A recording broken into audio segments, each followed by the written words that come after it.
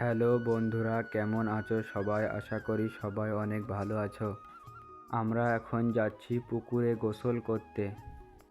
বন্ধুদের সাথে অনেক দিন পরে একসাথে পুকুরে গোসল করতে যাচ্ছি।